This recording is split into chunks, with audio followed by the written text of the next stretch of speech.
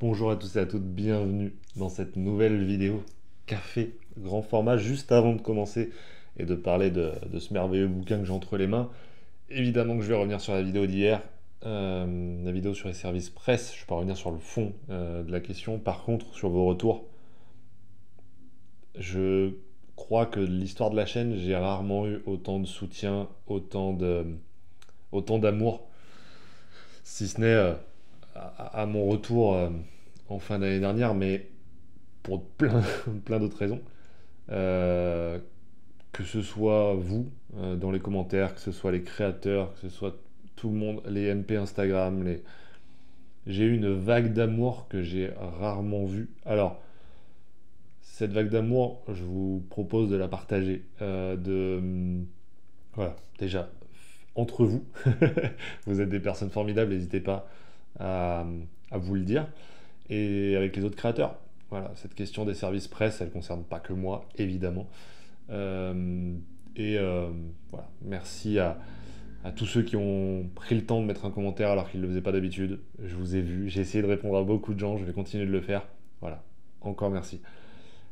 Et la deuxième chose, ça va être un mea culpa sur cette vidéo. Pourquoi? Parce qu'hier, après les événements de la vidéo, faut savoir que j'étais très stressé d'upload la vidéo d'hier. Je me suis dit, vas-y, on va se détendre avec une petite lecture. Et j'ai commencé Middle West. Habituellement, c'est le format dans lequel je prends un Urban grand format, hein, c'est format agrandi, et je le découvre avec vous en face de la caméra. Désolé, j'ai craqué, je l'ai fait off. Je l'ai fait en off cam. Et je me voyais pas faire semblant devant la caméra, faut être honnête. J'ai commencé à le découvrir en off. Et ce matin, j'ai terminé le bouquin et voilà, je me suis dit, ok, on va mettre les arguments de côté et tout. Que dalle, rien du tout. Pour pas vous mentir, je n'ai rien écrit là. Tu vois, j'ai mon document, j'ai à peine le résumé pour savoir de quoi je vais parler et je n'ai aucun argument parce que je viens de finir le bouquin et je me suis dit je vais leur en parler direct. Il y aura juste pas le timelapse où je le lis, mais sinon, dans l'idée, croyez-moi sur parole, je l'ai fini. Il est 11h22, je l'ai fini à 10h50. Voilà, le temps de tout setup. Donc ça fait à peine 30 minutes. Bref, aujourd'hui, vous l'avez peut-être compris, vous l'avez peut-être vu entre mes mains, on va parler de Middle West de Scotty Young et Jorge Corona, sorti chez Urban donc la semaine dernière, vendredi dernier, et je voulais vous en parler. Euh, pour parler du service presse, non, ce n'est pas un service presse. Voilà. Je l'ai bien acheté de ma poche et c'est ça qui est impressionnant avec les Urban grand format pour moi, c'est l'effet que ça fait sur moi. Middle West, c'est un titre dont j'avais déjà entendu parler, évidemment, parce que Scotty Young, je suis un peu son travail. J'avais déjà entendu parler de Middle West, sans que ça m'intéresse tant que ça, parce que fantasy, tout simplement. Pas grand fan de fantasy de mon côté, que ce soit dans tous les médias. Donc Middle West, un peu passé à côté, j'avoue que j'avais un peu la flemme de lire ça, surtout dans le format où c'était publié à l'origine. Et je me suis fait avoir par le grand format. Je me suis fait avoir par le grand format, par cette couverture qui, disons-le, est génialissime. Et puis par toujours ce dos qu'on va lire ensemble, hein, comme d'habitude. Le vent est violent par ici, je le hais. Et parfois, je crois que lui aussi. Comme s'il allait m'avaler et me recracher. Voilà. Un texte qui fait double sens une fois qu'on l'a lu. De quoi est-ce que ça va nous parler, Middle West de Scotty Young? Ça va nous parler de l'histoire de Abel. Abel, c'est un jeune homme, un garçon, encore un enfant, hein, qui a une relation compliquée avec son père depuis le départ de sa mère. Voilà, sa mère est partie et son père depuis, euh, voilà, il est tout le temps en colère, il frappe Abel, etc. Et il lui parle très mal. Abel essaye de se démener comme il peut, il trouve un petit travail où les livreurs de journaux, etc. Et un jour, après une énième dispute, son père va s'énerver outre mesure et complètement se transformer en monstre, en tempête. Voilà, il va se transformer en orage, en tempête, en tornade, comme on le voit juste ici sur l'image. Et ça va contraindre Abel à partir, à fuir tout simplement. Et on va suivre deux choses. À la fois le père qui va partir à la recherche de son fils, parce que mine de rien, il l'aime. Et deuxièmement, ce voyage initiatique, un petit peu, de Abel, qui va se rendre compte que lui aussi porte la marque de la tempête, qui va, le cœur d'orage, qui va lui donner une sorte de malédiction, un peu celle de son père, tout simplement. S'il se met en colère, lui aussi se transforme en tempête. J'essaye de pas trop vous spoiler, mais Abel va très vite arriver dans une fête foraine, pendant son périple, et rencontrer tout un tas d'individus marginalisés, tous plus hauts en couleur les uns que les autres. Voilà. Et c'est un peu ça qu'on va nous raconter, avec évidemment toujours cette question de la maîtrise de la colère, ainsi que de la quête du père.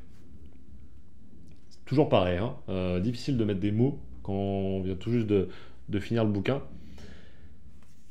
Je vais parler des dessins d'abord parce qu'il n'y a pas grand chose à en dire, c'est juste exceptionnellement beau. Vraiment, c'est complètement ma came, que ce soit les dessins et la couleur, les deux fonctionnent extrêmement bien. Il a réussi à créer un vrai univers cohérent qui me va complètement. Voilà, tu poses pas tant de questions que ça. Il y a des trolls, il y a des monstres, il y a des robots géants, etc. Mais c'est complètement cohérent. Tu poses pas tant de questions que ça. Les magiciens, oui, c'est des magiciens, et alors? Et alors? C'est complètement normal. Je me brûle. Ah. Et puis, Jorge Corona, il arrive à rendre insaisissable ce qui est insaisissable. Les tempêtes, etc., ça devient un vrai bordel à l'image, parce que ça représente les émotions, évidemment, et que c'est pas palpable, c'est pas représentatif, et représentable en une image. Et ça, c'est génial, quoi. C'est superbement fait. Pour revenir sur la vie, mon avis sur l'histoire elle-même, on va d'abord faire les qualités. Cette allégorie de la colère, de la gestion des émotions, de la relation père-fils qui se dégrade, de la colère suite à la perte d'un proche, je me suis complètement reconnu dedans. Pour les petits nouveaux qui arrivent, peut-être, vous savez pas, j'ai eu un événement l'année dernière où j'ai perdu quelqu'un de très proche. Et ben, sachez que, et, putain, c'est vraiment une séance de psy.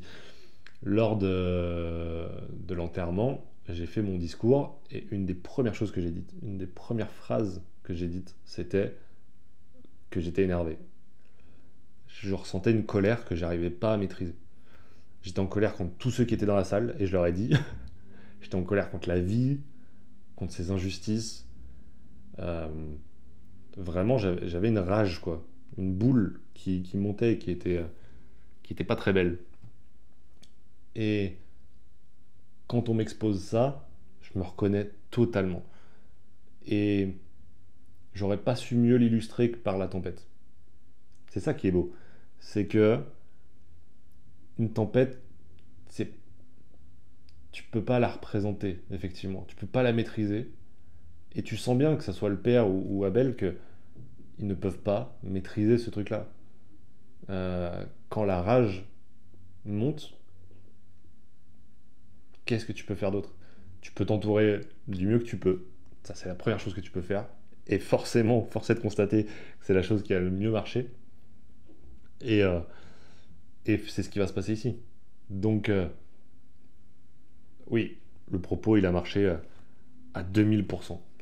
Euh, Deuxième chose, c'est pour ceux qui me connaissent encore.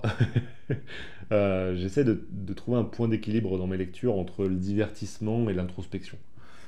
Euh, et parfois, il y a des bouquins qui arrivent eux-mêmes à trouver l'équilibre à l'intérieur même de leur bouquin, de leur histoire. Ça a été le cas de Deadly Class, c'est encore le cas ici de Middle West, où je trouve qu'effectivement, il y a un côté action, avec des grosses scènes d'action, et puis il y a un vrai côté introspectif.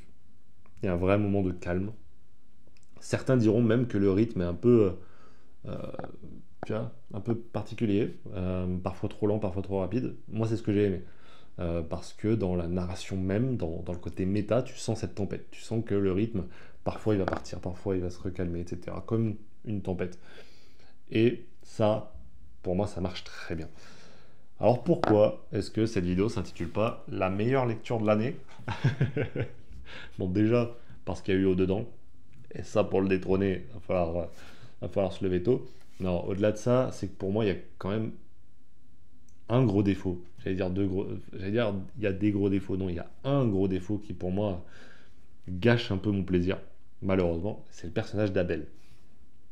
Parce que, comme je vous ai dit, je me reconnais dans ce qui a voulu être fait par Scotty Young, par le propos, par l'allégorie, mais pas du tout dans le personnage. Le personnage d'Abel, au départ, t'as beaucoup d'empathie pour lui. Euh, Parce que c'est un gamin qui fait de son mieux, etc. Et en fait, dès le moment où il va porter cette marque, ce cœur d'orage, ça va. Moi, ça m'a perdu mon antipathie. Elle est partie petit à petit. Elle s'est amenuisée. Parce qu'en fait, il rencontre des personnes formidables. Que ce soit le renard qui l'accompagne, que ce soit la jeune demoiselle métisse, je ne me rappelle plus son nom, que ce soit les magiciens, que ce soit. Il y a plein de gens autour de lui qui sont géniaux, beaucoup plus que lui, et c'est un énorme bâtard avec eux. Et la colère, ça justifie pas tout. Loin de là, en fait. Euh, et ces personnes-là, ce sont des anges. C'est-à-dire que malgré tout, genre, il peut casser la gueule à un gars, le gars il fait ah, t'es vraiment mon meilleur pote. Il peut envoyer chier le renard, mais comme un malpropre, le renard va continuer à le suivre. Et c'est ça tout le long. C'est un énorme bâtard avec les gens, mais pour une raison inconnue, les gens le suivent comme le Messie. Ça colle pas pour moi. Tu peux pas être un bâtard et attendre des gens qui soient aussi cool avec toi. Ça marche pas comme ça la vie. La preuve hier. Donc ça m'a un peu, ouais, ça m'a un peu chagriné. Et il y a des personnages, comme le père par exemple, qui sont hyper profonds. En tout cas, qui semblent profonds. Le père, c'est hyper ambivalent les émotions que tu as pour lui. Parfois, tu vas le détester, parfois, tu vas avoir de l'empathie. Parce que c'est un personnage qui est profond, complexe et vachement réaliste en fait. Outre le côté je me transforme en tempête, qu'on laissera de côté. Mais il y a des personnages comme ça que j'aurais aimé voir un peu plus traités, et en fait non, c'est très autour d'Abel. Un personnage que petit à petit, pour lequel petit à petit je me suis éloigné en fait de ce personnage. Et j'avais un peu marre de ce focus sur lui. Ça m'a un peu sorti de l'histoire. Et puis, un truc très bête, mais la traduction, vraiment, tu as raté un jeu de mots génial entre cœur d'orage et de rage. Comment? Comment on rate ça? C'est-à-dire que cette colère, comme il l'appelle, moi je pense que tu aurais pu l'appeler la rage. Orage, rage. Voilà, je suis pas traducteur, mais tout le long je me suis dit, ah il va venir le jeu de mots, il est pas venu. Voilà. Peut-être que ce sera le titre de cette vidéo d'ailleurs, je sais pas. Bref, j'espère que cette vidéo vous aura plu malgré tout. On va évidemment ranger Middle West avec les autres en fin de vidéo. J'espère que cette vidéo vous aura plu malgré le fait qu'elle soit dans un format un peu particulier entre le Comics Presso et le Café Grand Format. Merci à tous ceux qui attendaient la vidéo sur Middle West. N'hésitez pas à me dire vous ce que vous avez lu récemment, et si vous avez lu Middle West, je veux votre avis. Voilà. Est-ce que comme moi, Abel vous a sorti de l'histoire? Est-ce que vous êtes reconnu dans cette allégorie? J'ai envie d'avoir votre avis. On se retrouve demain pour une nouvelle vidéo. On parlera pour une fois d'autre chose que de comics. Voilà, je vous en dis pas beaucoup plus. D'ici là les amis, portez-vous bien, prenez soin de vos proches. Voilà, après un récit comme celui-là, il faut le redire, prenez soin de vos proches. On se retrouve très vite. Ciao tout le monde.